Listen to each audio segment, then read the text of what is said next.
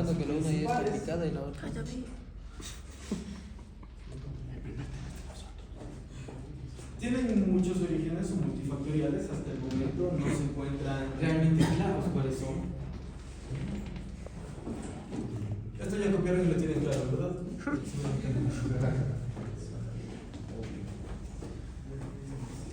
Corrupción entre entonces. Y le voy a invitar a un profe. Una ligera introducción. ¿Sí? ¿Qué tenemos? Las cardiopatías congénitas son efectos estructurales, obviamente del corazón, pero también de los grandes vasos. ¿Sí? Recuerden que tenemos ahí el tronco pulmonar, tenemos todo lo que es el canal aórtico, tenemos el tronco brachiocefálico, tenemos subclavias, y todo eso está sujeto a cambios, modificaciones que pueden derivar en una enfermedad cardiovascular. ¿Sí? Estos déficits, estos problemas están presentes desde el momento del nacimiento y la gran mayoría son anomalías resultantes, ¿sí?, del desarrollo embrionario. No todos, pero sí la gran mayoría. ¿Sí? Origen. Defectos embrionarios la gran mayoría. ¿Por qué me refiero a la gran mayoría? Vamos a ver que, por ejemplo, el ducto, el conducto arterioso persistente, no es por un desarrollo anómalo embrionario, ¿sí? Se da al momento del nacimiento y posterior a las primeras horas de vida, primeros minutos de hecho, ¿sí?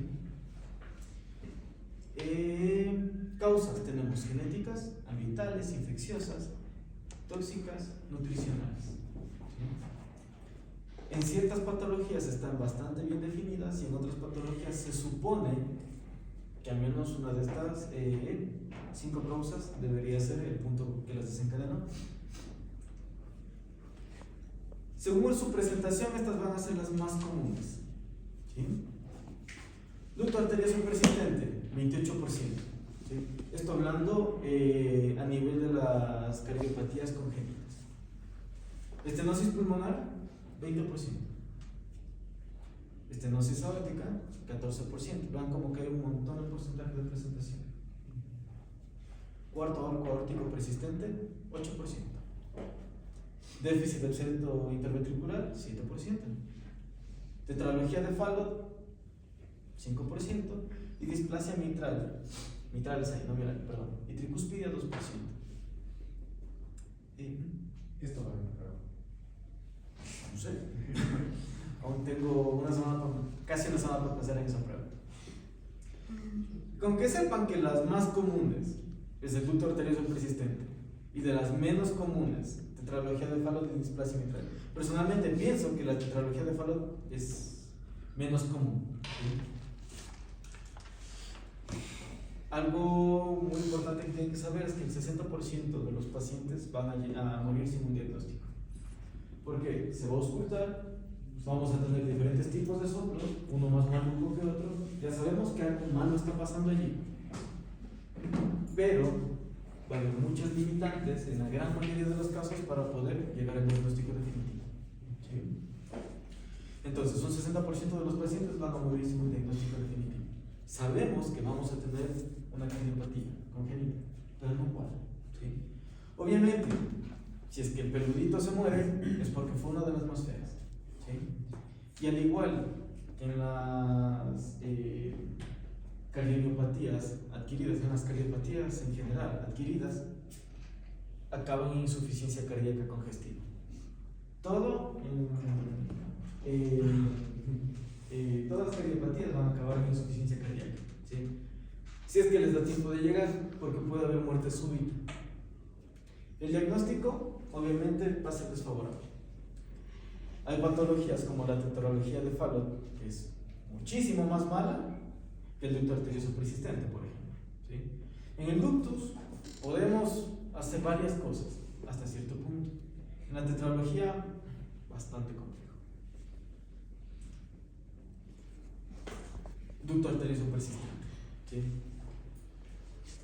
Como veíamos anteriormente, es quizá la más común de las cardiopatías congénitas.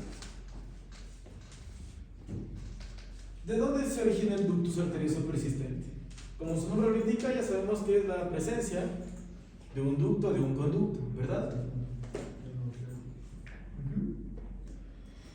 Ahora, mi pregunta es, ¿de dónde se mantiene eso? Sabemos que es la persistencia de un conducto, ¿sí? ¿De dónde tiene su origen? ¿Han escuchado o han visto previamente esta patología? Ya, ok. ¿Sí? Ducto arterioso persistente, como su nombre lo indica, es un defecto congénito que se produce por la falta o el cierre anómalo del conducto arterioso fetal después del nacimiento, ¿sí? En donde este conducto sirve para conectar dos estructuras, ¿sí? Crea un shunt, mejor dicho, el shunt está creado. Cuando hablamos de shunts, hablamos de puentes, ¿sí? De comunicaciones. Hablamos de una comunicación entre la arteria aorta y ¿con qué se nos comunicará? Con la arteria pulmonar, ¿sí? Se nos comunican esas dos. Recuerden que la arteria pulmonar es la única arteria que lleva sangre con carente de oxígeno. No sé si ya habíamos conversado con ustedes que en realidad no existe sangre desoxigenada como tal, sino sangre con una menor proporción de oxígeno. No. ¿No? Chale. No importa. La sangre venosa, ¿cuál es el porcentaje de oxígeno que lleva esta? Porque siempre se nos ha dicho sangre desoxigenada y entonces se supone que esa vaina ya no tiene oxígeno, ¿sí? Pero vamos a hablar de porcentajes, porque aunque no lo crean, la sangre venosa tiene un montón de oxígeno, ¿sí? Si decimos que tiene un montón de oxígeno, ¿cuánto será? Más o menos. Un poquito más, 75%.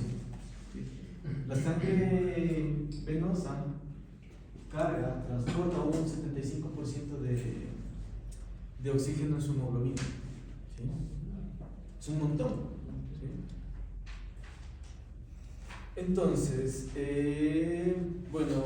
igual, no sé si ustedes les mencioné, cuando la molécula de hemoglobina está saturada con oxígeno se llama oximoglobina, eso lo sabemos. Cuando está saturada con CO2, carbonilo hemoglobina. Y cuando está saturada con monóxido de carbono, ahí sí es carboxihemoglobina, ¿sí? Bueno, regresamos esto un poquito porque son cosas que sí las tenemos que tener pendientes por todo lo que vamos a ver, ¿sí?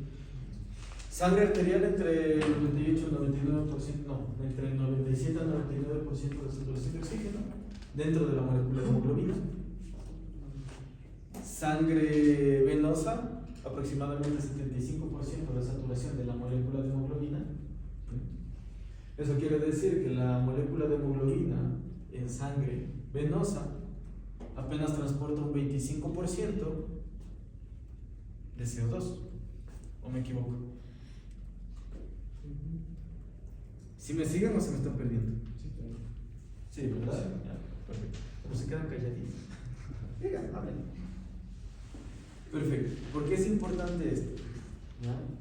Porque este shunt es el que nos va a cambiar toda la historia, toda la película. Muy bien. En embriología vamos a tener 6 arcos aórticos, ¿sí? De allí se deriva, por ejemplo, la otra patología que se conoce como cuarto arco aórtico persistente. El ducto arterioso persistente vendría a ser la persistencia del 6º arco aórtico, ¿sí? ¿Cuáles son los arcos aórticos? Me dirán. Los arcos aórticos son estructuras vasculares, ¿sí? Orientadas a jugar papeles muy importantes en cierto tipo de estructuras arteriales. El primer arco aórtico va a estar orientado a lo que son la creación de las arterias maxilares. Segundo arco aórtico, en lo que es todas las arterias del aparato ilioideo. Tercer arco aórtico, ¿sí? Carótidas. Cuarto arco aórtico, arteria, tiene que ver con lo que son la arteria aorta, ¿sí?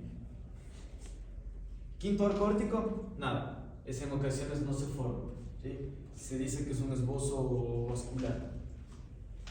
Y sexto arco aórtico, arteria o tronco pulmonar. ¿Sí? Por ahí vamos tomando un poquito de referencia de dónde salen estos nombres. Porque si decimos cuarto arco aórtico persistente, perfecto. Sabemos que estamos hablando de un cuarto arco aórtico, pero no porque persiste y de dónde viene esa cosa, de dónde se formó. ¿Sí? El segundo, del aparato dividido, pero de la parte vascular, de la parte arterial del aparato dividido. No es tan así simple, pero o sea, lo estamos haciendo así para tratar de que tengan una base, pero ¿sí? Tampoco vamos a perder mucho tiempo. Anomalías histológicas, ¿sí? Normalmente la pared vascular del... Perdón.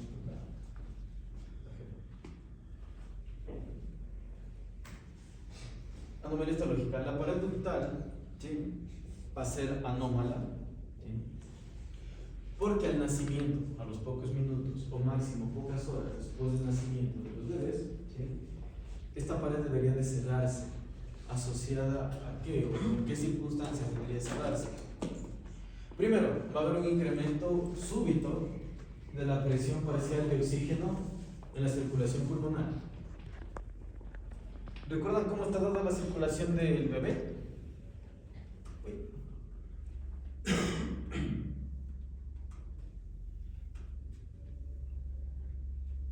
La circulación de los neonatos, ¿se acuerdan cómo está dada?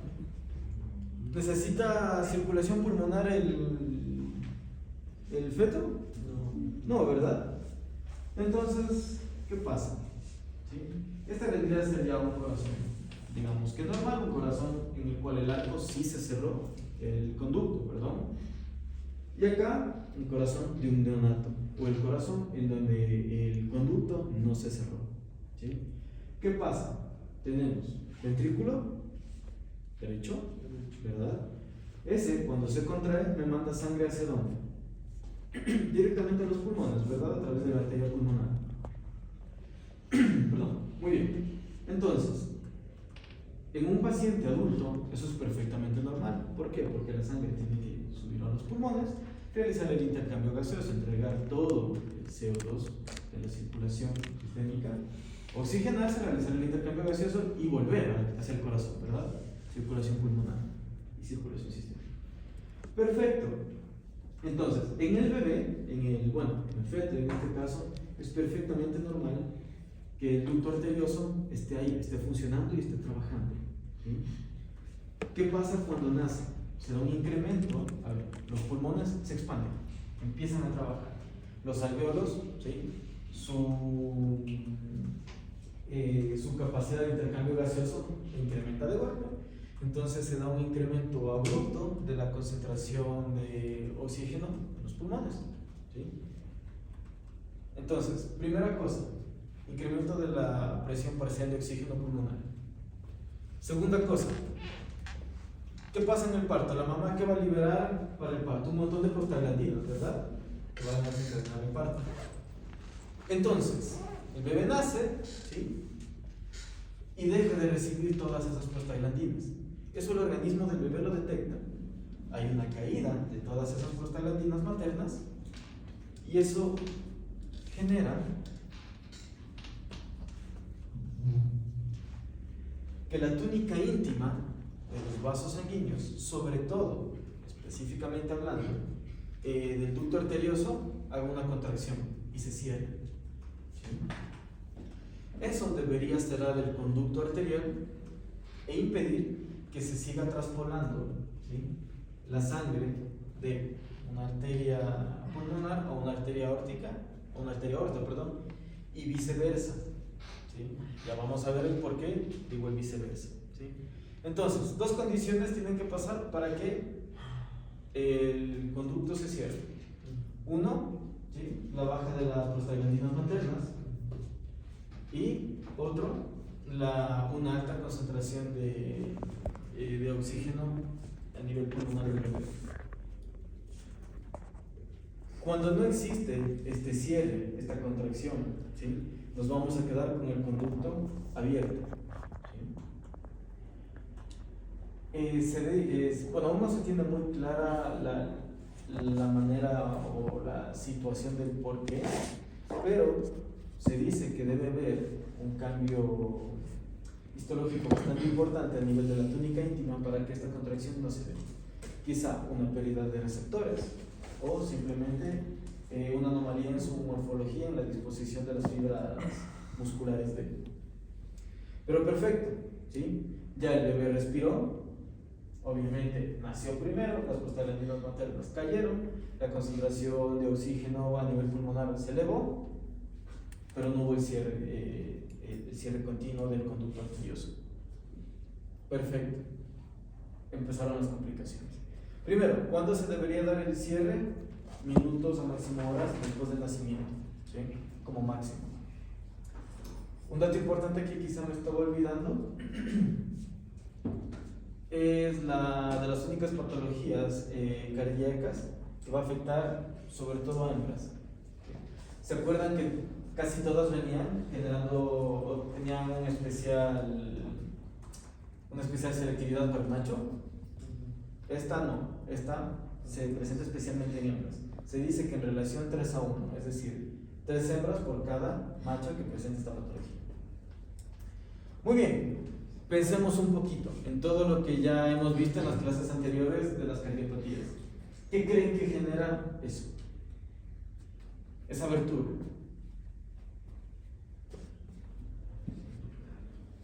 Fijémonos acá. Y de aquí mismo, solamente de esa imagen, vamos a ir sacando incluso todos los signos clínicos del paciente, la presentación y demás. Acuérdense de qué ventrículo es más fuerte, de qué ventrículo es menos fuerte, hacia dónde me va a llevar, ¿sí? En este caso la arteria aorta, también la arteria aorta, la arteria pulmonar, ¿sí? Hacia dónde va a regresar esa sangre que regresa la circulación pulmonar, porque de ahí se derivan todos los signos clínicos y toda la fisiopatología, pues. Entonces, perfecto. Tengo el conducto abierto. No es unidireccional, ¿sí? Va a ser bidireccional. En un inicio sí es unidireccional, ya les voy explicando, solo que den cuenta el por qué. Primero, ¿en dónde va a haber más presión? Ustedes mismos van a ir acá respondiendo. Perfecto, ¿qué tenemos al lado izquierdo? Atrio, ventrículo izquierdo, ¿y qué más? La aorta, perfectamente, ¿sí? Muy bien. La arteria pulmonar, obviamente va a tener mucha menos presión porque está diseñada para trabajar a menos presión. El ventrículo derecho está diseñado para trabajar una presión muy bajita. Recuerden que es el ventrículo izquierdo el que tiene que vencer la postcarga, ¿sí? El ventrículo derecho, nada. A ese man le llega la sangre relajada y lo único que tiene que vencer, en teoría, es la presión pulmonar, ¿sí? Si hay un incremento de la presión pulmonar, allí sí empiezan a variar ya las fuerzas, ¿verdad? ¿Hasta ahí estamos? Sí, ¿verdad? No es complicado. Perfecto. Entonces, listo. El ventrículo izquierdo se contrae, tenemos la eyección sistólica, sale la sangre por la arteria aorta y tengo este shunt, ¿sí? Tengo esta comunicación. ¿Hacia dónde tengo que vencer más presión? ¿Hacia la circulación sistémica o hacia la pulmonar? Hacia la sistémica. Entonces, la sangre, ¿qué pasa? En vez de irme directo a circulación sistémica, digo, aquí hay menos presión, me voy por la pulmonar. Perfecto, cambia mi flujo. En vez de irme directamente a circulación sistémica, me regreso a la arteria pulmonar. ¿Hacia dónde sigue esa sangre? Hacia el pulmón. Muy bien. ¿Qué va a pasar con el pulmón ahí? Va a haber de a poquito un incremento de la presión pulmonar, ¿sí? ¿De golpe va a haber edema? No necesariamente. Depende mucho, ojo, eso sí, del diámetro del shunt, ¿sí? Vamos a ver también en las clasificaciones de los diámetros y más, ¿sí?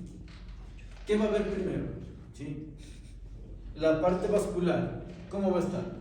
¿Qué van a tener que hacer esas arterias pulmonares para poder soportar y tolerar en medida de lo posible ese incremento vascular? Hidratarse, exactamente. Va a haber una vasodilatación pulmonar, ¿sí? Los pulmones van a hacer hipertensión, ¿sí? perfecto, podrían llegar incluso a equipararse las presiones entre la aorta, el tracto de salida de la aorta y la arteria pulmonar. Eso obviamente no es sano, no es saludable, no está diseñado para trabajar de esa manera. Perfecto, ya tenemos el incremento de la presión, salud, de los pulmones. ¿Sí? Si tenemos incremento de presión es porque tenemos un montón de volumen metido ahí también, porque estamos metiendo volumen a presión. ¿Sí? ¿Hacia dónde llega hacia dónde retorna todo ese volumen? A presión.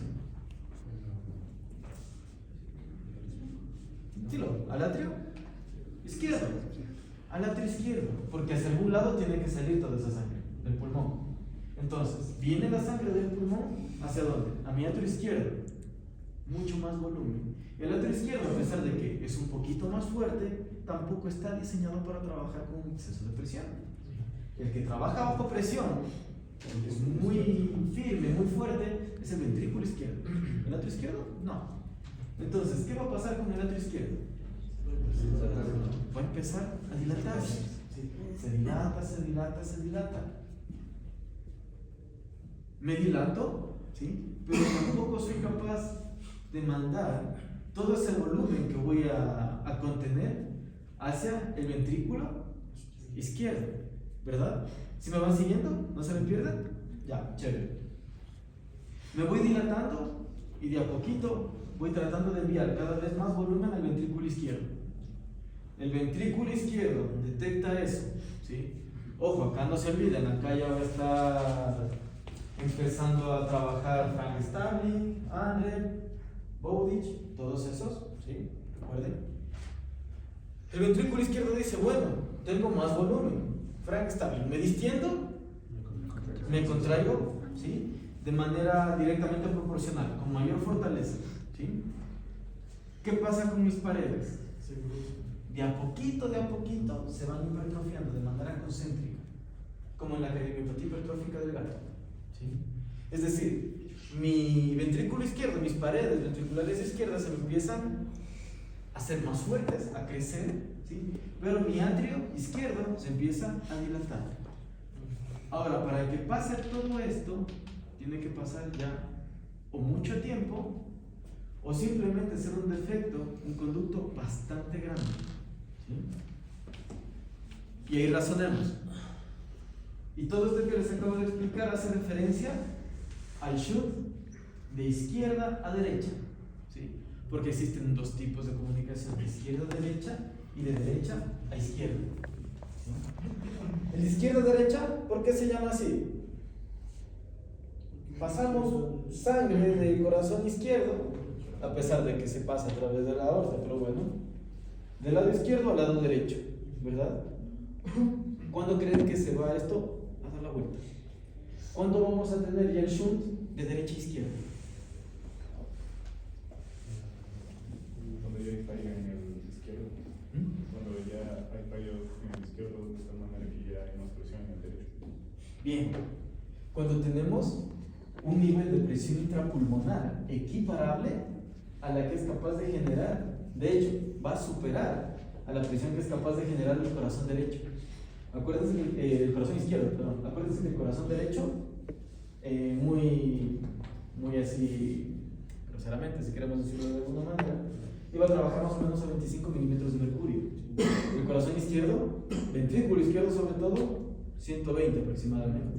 Entonces imagínense la cantidad de presión que se desequilibró para que podamos decir que el shunt pasó a ser un shunt de derecha a izquierda. Es decir, la presión intrapulmonar supera la presión aórtica. O sea, es un montón esa diferencia de presión. ¿Sí? ¿Por qué es súper importante eso? Porque eso me habla, primero, de que vamos a tener un síndrome de cianosis diferencial o cianosis diferida, ¿sí? Y la parte terapéutica cambia un montón ahí. ¿Sí? No, pues ¿preguntas hasta ahí? Dímelo. Entonces, o sea, la patología que va de izquierda a derecha, dependiendo de a qué lado va igual el tratamiento. Claro que sí. Me adelanto un poquito. Cuando tenemos ya un shunt de derecha a izquierda, ya no es operable. Ya su opción quirúrgica se tiene. Si operan a ese amigo se muere.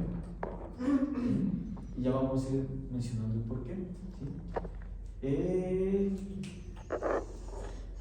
Cianosis diferencial. ¿Qué hace la referencia al shunt? ¿Qué se define realmente por cianosis diferencial o cianosis diferida? ¿Quién es el? Sí, se lo sabe. ¿Qué cosa? El derecho izquierdo. ¿Qué pregunta?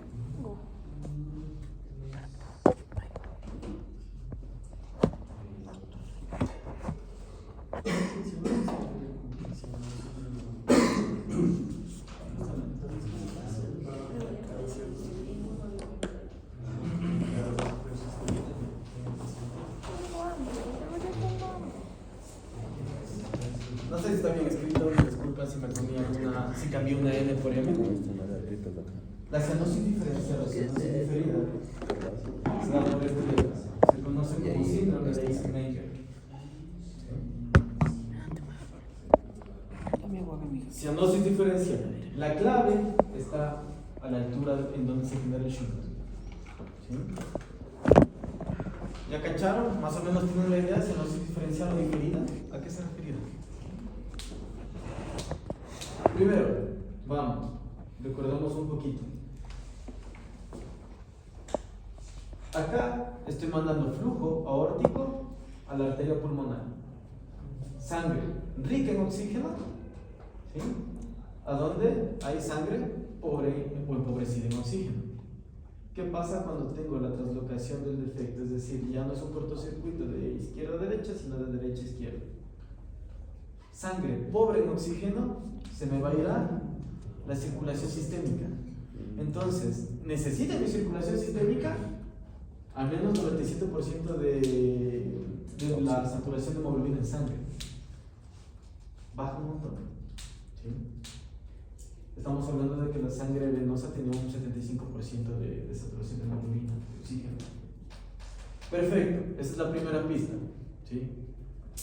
Empieza a salir a circulación sistémica sangre empobrecida en oxígeno. Vamos, desarrollenlo. Cianosis diferencial. Entonces, ¿qué tengo? Y la pista está aquí.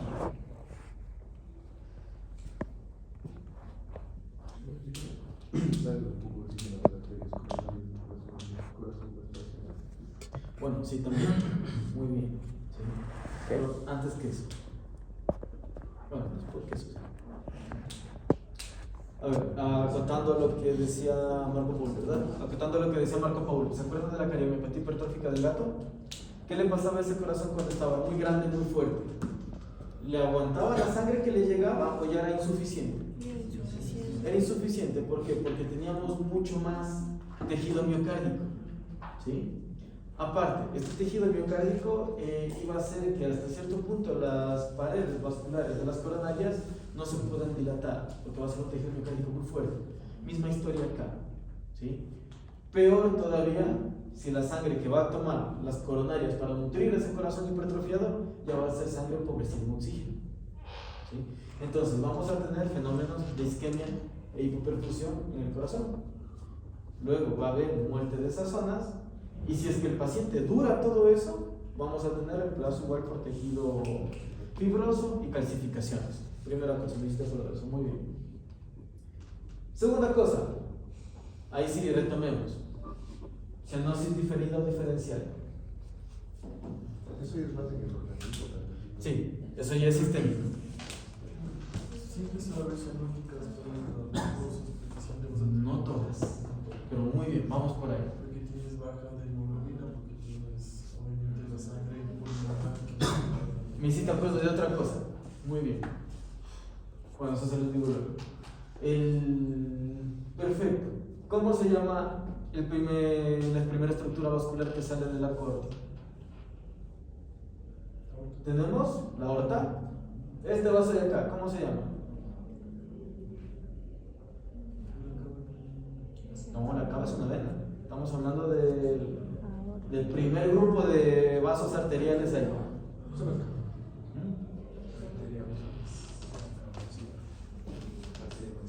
¿No? Sí, en serio. Tronco brachiocefálico. Es la primera que sale. Recuerden. Segundo, ¿cuál es?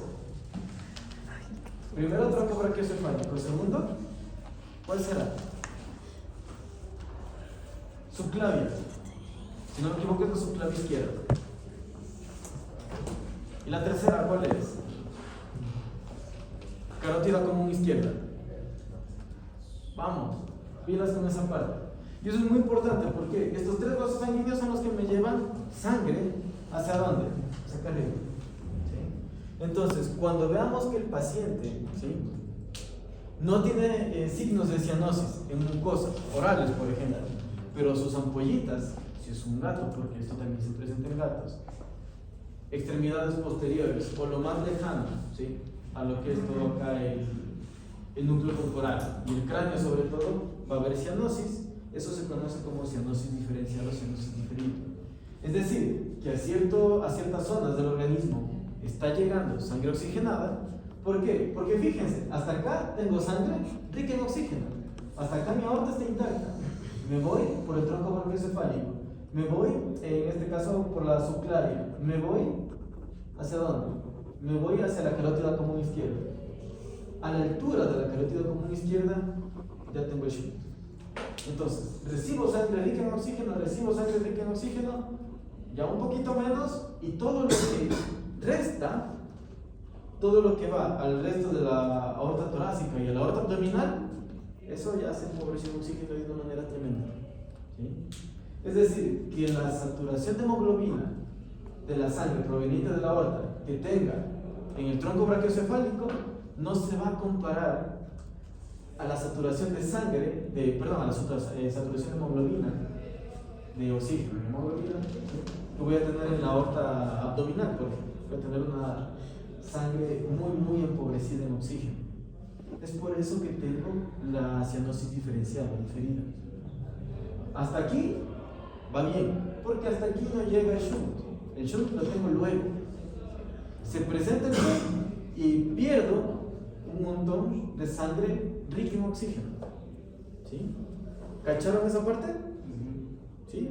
Muy bien, perfecto. Es por eso que se da ese síndrome de ahí, el síndrome de Eisenmenger. ¿Sí? Ese síndrome habla justamente de cianosis diferencial. ¿Sí? Del por qué voy a tener una distribución anómala de sangre, sangre rica en oxígeno en diferentes localizaciones del organismo. Entonces, si en una pregunta de la evaluación pongo, yo sé que no son preguntas abiertas, pero hago referencia a explique el por qué se da de manera fisiológica, fisiopatológica, el síndrome de Eisenmenger, deberían estar en la capacidad de explicarlo. Ya sabemos, ¿sí?, la altura del shunt, eso interviene muchísimo. ¿Por qué? Porque el shunt se va a encontrar pasando el tronco, el callador, que es la parte descendente, a la altura de la carótida común izquierda. ¿Sí? Eso es súper importante. Héctor me hizo poder. Es como un signo patognomónico de... No patognomónico. Es un signo. Puede estar presente en un montón de otros patrones. Por ejemplo, el tromboembolismo aórtico felino también puede generar ese signo. ¿Por qué? Porque acá estoy con una perfusión perfecta y acá, ¿sí? En personas, por ejemplo, igual, trombosis arteriales obviamente, o cuando tenemos disección aórtica, vamos a tener síndrome de Eisenmenger. No sé si han escuchado lo que es la disección aórtica. Sí. Es algo muy chévere, muy maluco, espero que nunca nos pase a nadie, pero bueno, eso queda para otra cosa. Según lo que me hizo recordar Héctor, muy bien. ¿Qué creen que pasa con la perfusión de esos riñones? O sea, en general el organismo va a tener una perfusión bastante maluca. Pero ¿qué va a pasar sobre todo con los órganos que demandan una gran perfusión de oxígeno? Entre ellos de cabeza van los riñones. Va a disminuir la presión de perfusión de oxígeno en los riñones. Perfecto. Pero ¿qué va a pasar ahí? No del todo. ¿Sí? Cuando empezamos sí, a tener, porque obviamente vamos a tener una disminución del gasto cardíaco, obviamente sí se va a activar el angiotensina aldosterona, no digo que no, pero me refiero a el riñón, perfecto, detecta menor presión, ya se nos va a activar el angiotensina aldosterona. Pero ¿qué va a detectar también? Estamos hablando de presión de oxígeno. No llego, ¿sí? No estoy recibiendo una cantidad de oxígeno al menos mínima para funcionar de manera adecuada. Y ahí vamos con uno de los resultados que vamos a obtener en los exámenes. ¿Qué va a hacer el riñón cuando tengo menor cantidad de oxígeno disponible? Estamos hablando de cantidad de oxígeno.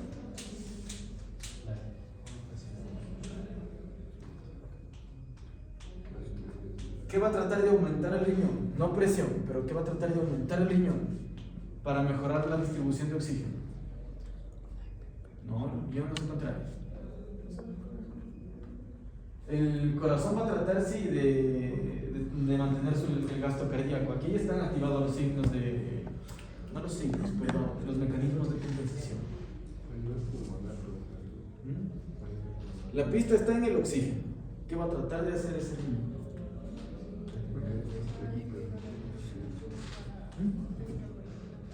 Bien, vamos a empezar a producir mayor cantidad de eritropoyetina. ¿Para qué? Tengo menos oxígeno, tengo que hacer algo. Voy a tratar de captar mayor moléculas de oxígeno, saturar mayor cantidad de hemoglobina y para eso necesito mayores transportadores, más glóbulos rojos. ¿Sí? Cuando hagamos una biometría en un paciente que tiene ducto arterioso persistente, generalmente el hematocrito va a estar sobre el 65%.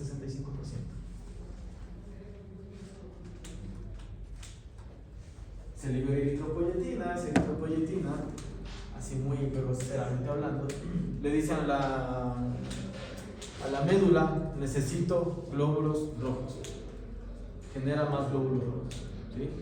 Entonces tendría una eritrocitosis o una policitemia, ¿ya? En este caso es una policitemia secundaria. Hasta ahorita sí lo vamos entendiendo, ¿verdad? Perfecto.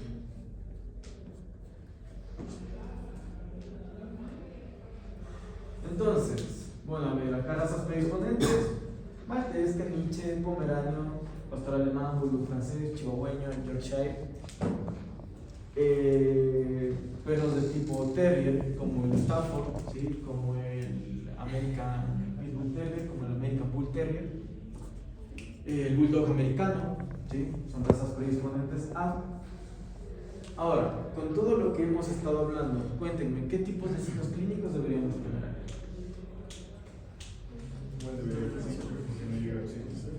Primero recordemos que el déficit empieza desde que ese amiguito nace. Entonces, primera cosa, ¿qué debería de haber? Bueno, si su defecto es muy grande, sí vamos a tener cianosis desde el inicio, ¿sí? Pero antes, digamos que no está tan salado a pesar de todo. Cuando miramos la camada y decimos, ve, ese amiguito está enfermito, ¿por qué lo decimos? Es el perrito más pequeño de la camada, ¿verdad? Va a tener un déficit de crecimiento o un porcentaje de crecimiento menor al resto de la camada, ¿sí? Segundo, ahí sí lo que decía Héctor, intolerancia al ejercicio. ¿Cómo vemos o cómo nos recatamos de eso en un cachorro? No va a jugar, no va a tratar de jugar como sus hermanitos, y si trata de jugar, pues va a estar ahí a los 5 minutos botado de lado, ya cansadísimo. ¿Qué más?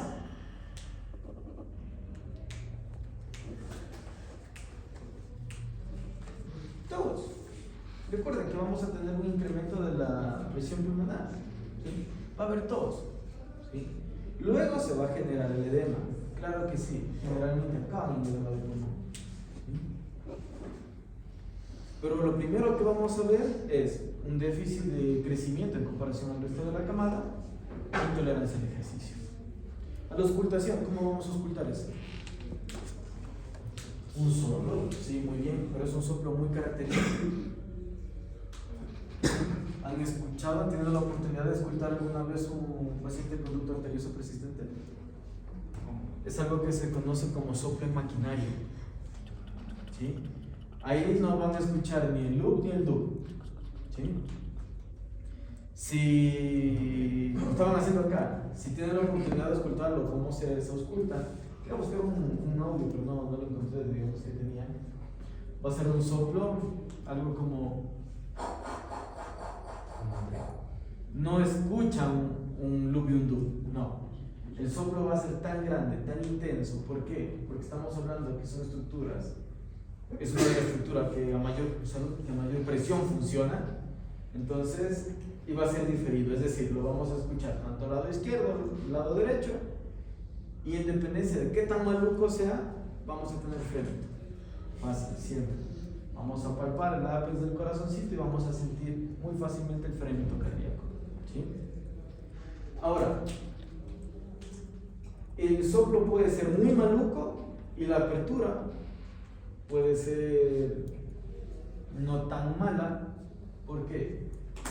¿Cuándo se nos va a hacer más sonora el paso de fluido? Cuando tenemos una válvula de desfogue grande o una válvula pequeñita.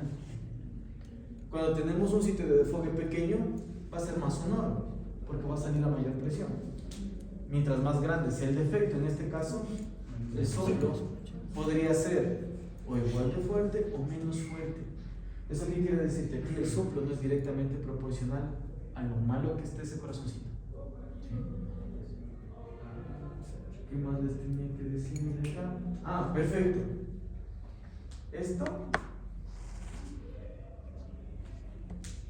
de izquierda a derecha, ya saben, vamos a tener el desvío de la sangre de la aorta hacia la pulmonar. ¿Sí? Que si bien va a modificar la presión del pulmón, sigue siendo sangre rica en oxígeno que se va a los pulmones. Efecto inmediato no sería mucho. ¿Va a haber un efecto maluco hacia los pulmones? Sí, pero este efecto se va a ir acumulando. Si nos pasamos de derecha a izquierda, la saturación de oxígeno va a caer. Sí, de golpe. Eso es un efecto inmediato. Vamos a hablar ya del defecto del cortocircuito de derecha a izquierda. Porque es muy malo, ¿sí? Y porque la probabilidad de sobrevida de este tipo de pacientes baja un montón. Porque para que se dé el defecto de derecha a izquierda, ¿sí? Los vasos pulmonares ya se reformaron, ¿sí? Ya se tuvieron que readaptar a trabajar a esas nuevas presiones y quizá ya no puedan regresar a su morfología normal. ¿Sí? Ese atrio izquierdo ya se modificó, ese ventrículo izquierdo ya se modificó, la presión pulmonar ya se equipara a la presión de la aorta. Entonces, nos regresamos. Si cierro el defecto, ¿qué creen que va a pasar?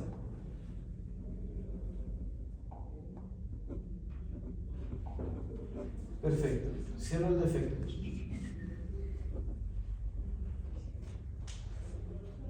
Acá, para mi aorta descendente, mis órganos y mi circulación sistémica, nada, chévere. Mejor, aumentó la presión, empiezo a trabajar como Dios manda. ¿Qué pasa acá?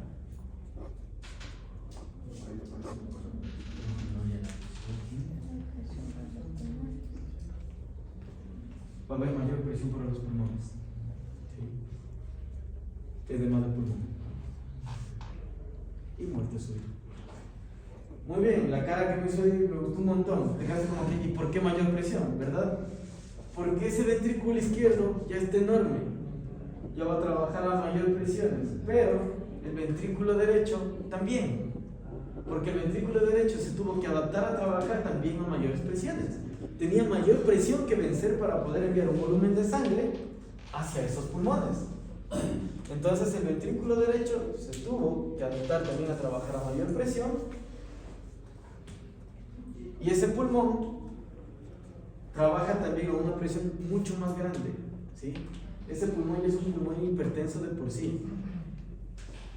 A ese pulmón o ese pulmón ya tenía tanta presión que, recuerden, vencía la presión de la aorta y actuaba como un mecanismo de mitigación de presión. Si cierro el conducto, ya no hay a dónde mitigar toda esa presión intrapulmonar. Hacia algún lado tiene que ir esa presión. Trasvasación de fluidos. Es de nuevo. ¿Sí? Es por eso que la cirugía correctiva en el cortocircuito, en el shunt, de derecha a izquierda, está completamente contraindicada.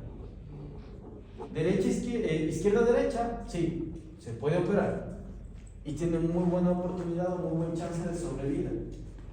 Pero cuando ya es el cortocircuito de derecha a izquierda, ya no. ¿Sí? Ahí simplemente terapéutica vía oral, mantenimiento, ¿sí? Y lo que dure el joven. ¿Sí? ¿Cómo se supone que diferencia de derecha a izquierda a derecha? Sí. Muy bien, ecocardiografía. ¿Sí? Vamos a, en la ecocardiografía vamos a ser capaces primero de ver el defecto, ¿sí? De ver el shunt. Ahí entra en juego el Doppler color. ¿Sí? El Doppler me va a indicar hacia dónde se me está yendo el flujo, perdón. Me va a indicar si el flujo está ingresando hacia la pulmonar o al contrario, está saliendo de esa pulmonar. Eso me va a permitir saber si el cortocircuito es izquierda-derecha, derecha-izquierda. Siempre se va a iniciar con izquierda-derecha. Luego, conforme va pasando el tiempo, van cambiando las presiones y va modificándose la morfología del corazón, va a cambiar a un cortocircuito derecha-izquierda. ¿Sí?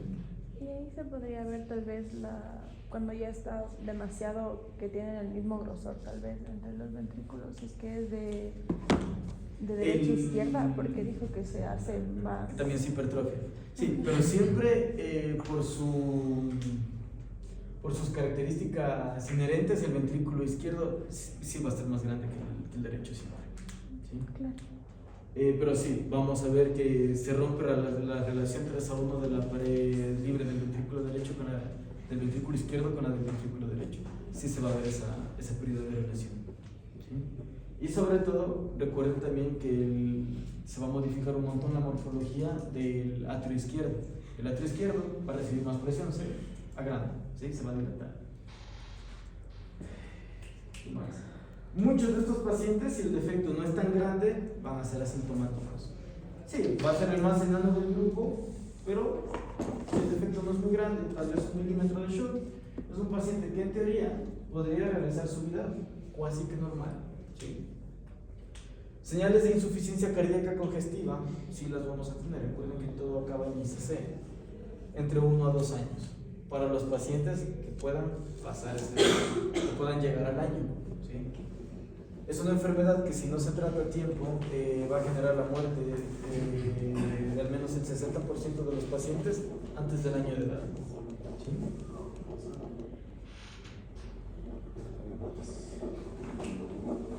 ¿Qué más les tenía que mencionar acá?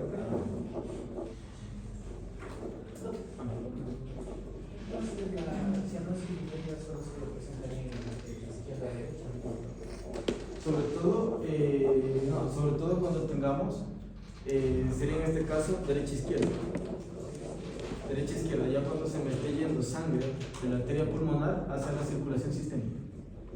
Porque es sangre que ya viene sin oxígeno. Es sangre que apenas iba al pulmón a cargarse con oxígeno. Pero como ya tengo mucha presión en el intrapulmonar, en vez de irme al pulmón, me desvío al sitio de menor presión. Extrañamente viene a ser la circulación sistémica, que normalmente es en donde mayor presión vamos a tener. Entonces, sangre pobre en oxígeno, en vez de irse al pulmón, me desvío hacia la circulación sistémica. Y recuerden que ese desvío se da justamente en el shunt, y en el shunt queda aproximadamente pasando la bifurcación que se genera en el arco aórtico, en el tracto de salida de la carótida izquierda. ¿Sí? Por eso les decía que esta parte es clave. ¿Sí? Tienen que acordarse mucho de dónde se da el shunt y de los 3 vasos arteriales grandotes que tenemos acá: tronco brachiocefálico, subclavia y carótida. Esto es una clasificación, digamos que es la más fácil, porque vamos a tener, según el tamaño del ducto arterioso persistente, su repercusión hemodinámica y la terapia, y la descripción que se va a presentar en el paciente. Se dice pequeño, menor a 1.5 milímetros. Es un shunt chiquitito, está bien, pero es un shunt chiquitito para un pastor alemán. Quizá no sea tan pequeño para un chihuahueño, ¿sí? Hay una clasificación, es un poco más compleja, por eso no se las puse. No porque dude de sus capacidades, sino porque nos podemos confundir, ¿sí? No quiero que se malinterprete eso. Que me habla de porcentajes del diámetro de la aorta, que es mucho más acertado, ¿sí? Si el paciente, yo que sé, su diámetro aórtico es de 1 centímetro y el shunt es de aproximadamente el 15%, podríamos decir que es leve, ¿sí? Pero si tengo una arteria aorta en un chihuahua, yo que sé, que mida 8 milímetros, y tengo un shunt de 3 milímetros, ya no sería moderado, seguramente sería un shunt severo, ¿sí? Esto simplemente para que lo tengan en consideración. Y recuerden, cuando tengo el síndrome de Eisenmenger, va a ser ya cuando se generó la dextraposición de, es decir, cuando el cortocircuito se invirtió y pasó de izquierda a derecha a ser derecha a izquierda, ¿sí? Tratamientos hay un montón, por eso esta patología sí tiene cura, ¿sí? Generalmente los tratamientos van orientados ¿a qué? A reducir de manera quirúrgica o a través de intervencionismo el shunt, ¿sí? Lo van a ligar, ¿sí? Mediante la costomía. Puede ser con técnica abierta, en donde va el cirujano y directamente cierra el shunt, o con intervencionismo, es decir, un cateterismo, llegan hasta el lugar del shunt, ¿sí? Ingresan un balón y lo bloquean, ¿sí? Recuerden, solamente está indicado para shunts de izquierda a derecha. El paciente que tiene, en este caso, el shunt de derecha a izquierda, manejamos signos clínicos, nada más. Me dirán, ¿qué signos clínicos? Todos los que el paciente vaya a generar. Todos los signos de insuficiencia cardíaca congestiva, ya saben, furosemida, ¿sí? Inhibidores de IECAS, ¿sí? Benacepril, enalapril, espironolactona, la terapia cuádruple de la que hablamos hablado. Al final todos los pacientes acaban en eso, ¿sí? Como les decía, el diagnóstico, cuando auscultamos al paciente, va a ser muy obvio ese soplo, ¿sí? No digo que auscultemos y decimos, ya este man tiene ducto arterioso persistente, no, pero sí nos da la capacidad de generar una diferencia muy importante, ¿sí? Ecocardiografía, ese es el gol estándar acá. No hay nada que supere eso. Ni siquiera la radiografía torácica, porque la radiografía no nos va a permitir ver el shunt. ¿Hay otra patología en la cual se escucha igualmente el soplo de maquinaria? Sí, lo podemos escuchar, por ejemplo, en la tetralogía de Fallot, que se nos mezcla, son 4 patologías ahí mismo, y nos podríamos confundir también por el foco de auscultación en las estenosis valvulares. Por eso, auscultamos, tenemos el soplo en maquinaria, el soplo bien maluco, y no decimos, su perro tiene ductus, o CAP, como quieran llamarlo. No, nos quedamos en cardiopatía y arrancamos a hacer los exámenes. Acá el gold estándar, ecocardiografía, va perfecto. Me dirán, ECG. Acá el ECG no tiene nada que hacer, al menos no en estadios tempranos, porque el sistema cardionector va a estar funcionando súper bien. El tema es acá mecánico, 100%. Ni siquiera es dentro del corazón, es afuera. ¿Sí? Si se dan cuenta, acá el corazoncito está perfecto, es acá afuera, es en los 2 vasos arteriales principales del corazón.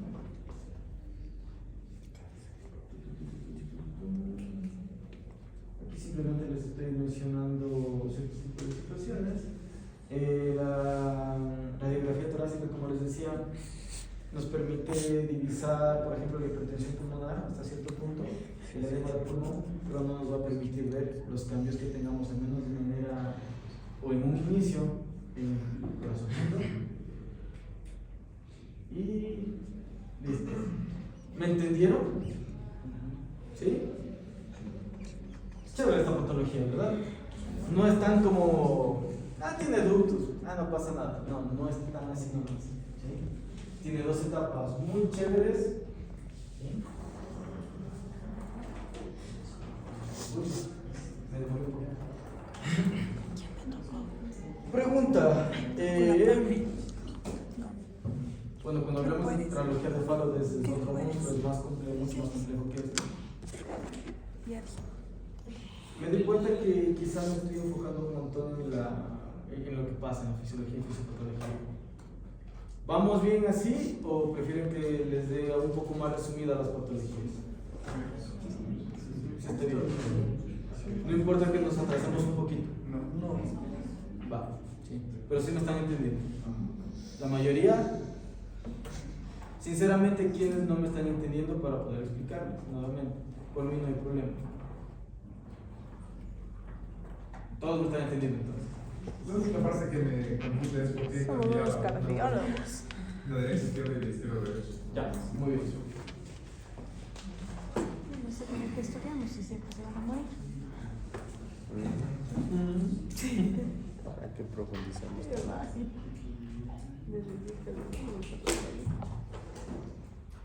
Muy bien. Normalmente la presión arterial sistémica es la fuerte, ¿verdad? ¿Sí? Es la que está aproximadamente a 120 milímetros de mercurio. Y es esa presión la que tiene que vencer el ventrículo izquierdo, ¿sí? Para eyectar ese flujo sanguíneo. Eso se llamaba poscarga, ¿verdad?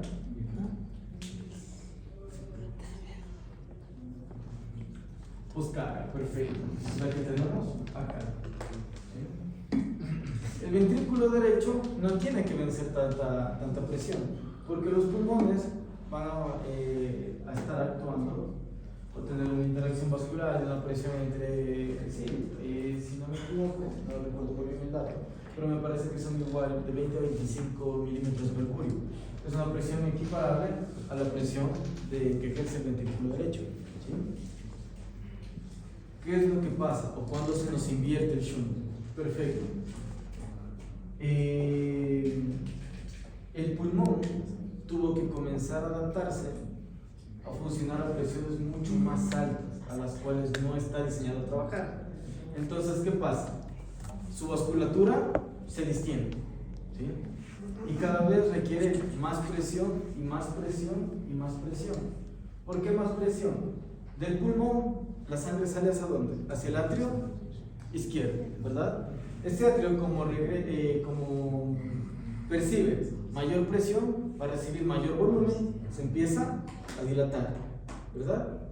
El ventrículo izquierdo empieza a detectar que necesita vencer, entre comillas, mayor presión y tiene mayor volumen que enviar. Frank Starling empieza a funcionar, me dilato más, me contraigo más, ¿sí? Recuerden que el ventrículo izquierdo es el más fuerte, el más musculado, ¿sí? Y un músculo que se empieza a entrenar de manera constante es un músculo que se hipertrofia, ¿verdad? Teniendo eso en mente, me contraigo mucho más, aumento mi fuerza de eyección para mandar más sangre a circulación sistémica, pero sorpresa, sigo teniendo el shunt. Un buen porcentaje de esa sangre se me sigue yendo a la circulación pulmonar, ¿sí? Si nos vamos al corazón derecho, el ventrículo derecho, ¿sí? Empieza a ver que, como tengo un exceso de presión en los pulmones, ¿sí? Empieza a haber éstasis vascular. Entonces también me empiezo a esforzar un poquito más a medida de lo que puedo, porque el ventrículo derecho no está diseñado para ejercer mucha presión. Y llega un punto en donde las presiones entre la presión arterial sistémica, la presión de la aorta y la presión intrapulmonar se empiezan a equiparar, ¿sí?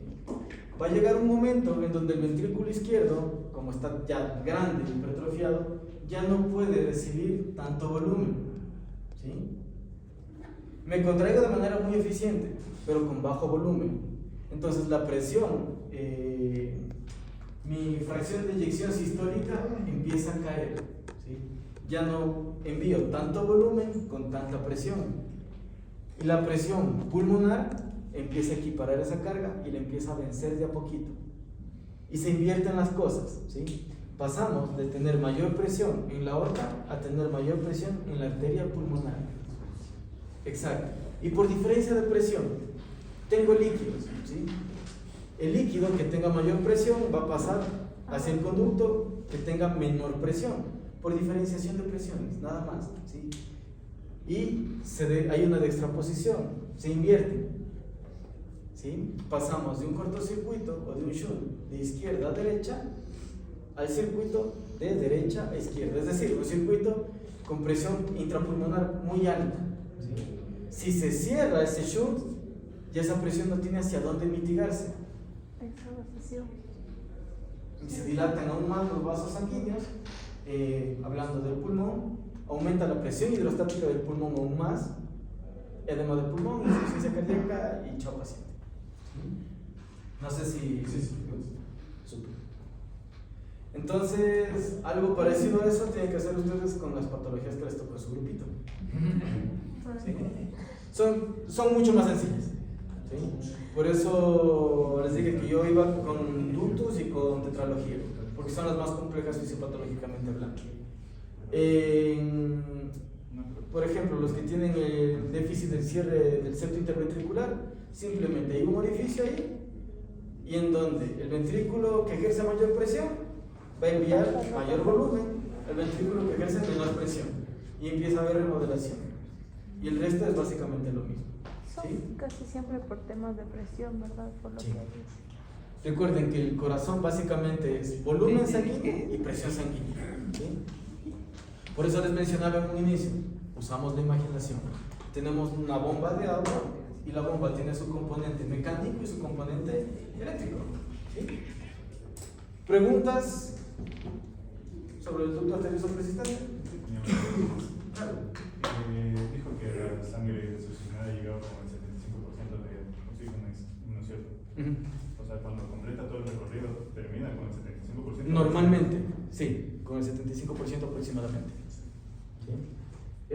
Cada eritrocito, recuerden que alberga es la molécula de hemoglobina, ¿sí?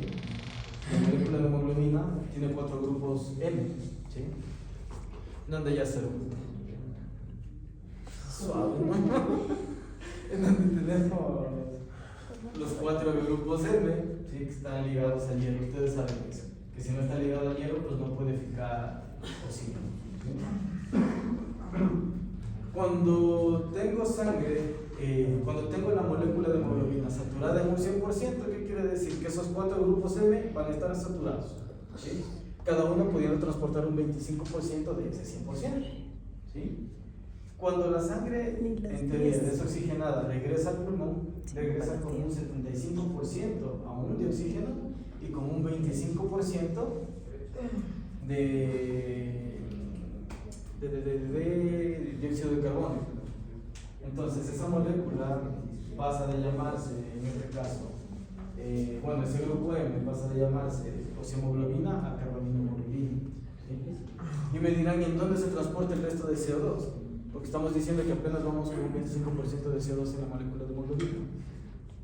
¿Se han preguntado eso? ¿Por dónde anda el otro porcentaje de CO2?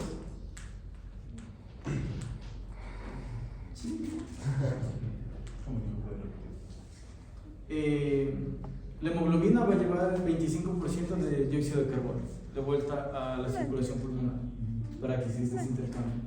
¿Y el resto del CO2 dónde se me queda? ¿Dónde está esa cosa?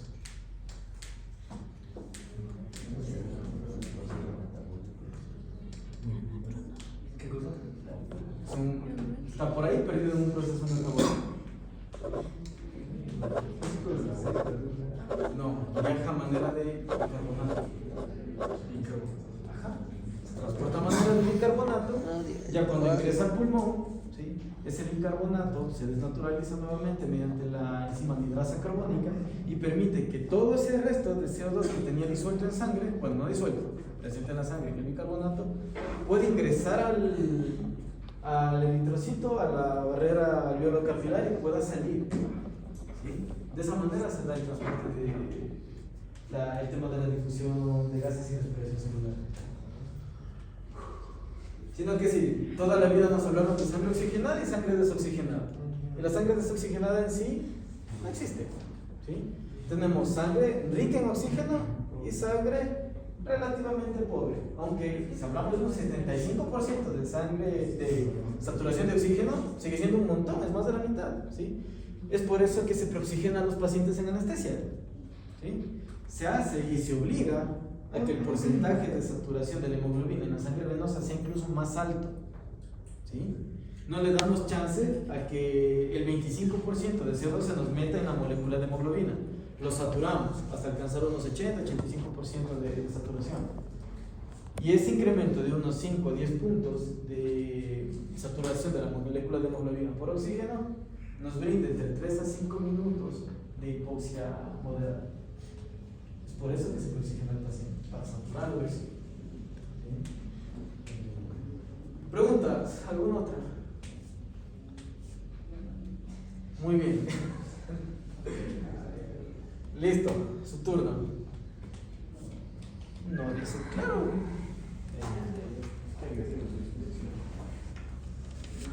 Tenemos todavía casi una hora, me parece. No, 20 minutos. Hasta llegar a la biblioteca. De ver de cómo. Vamos a ver el preguntas.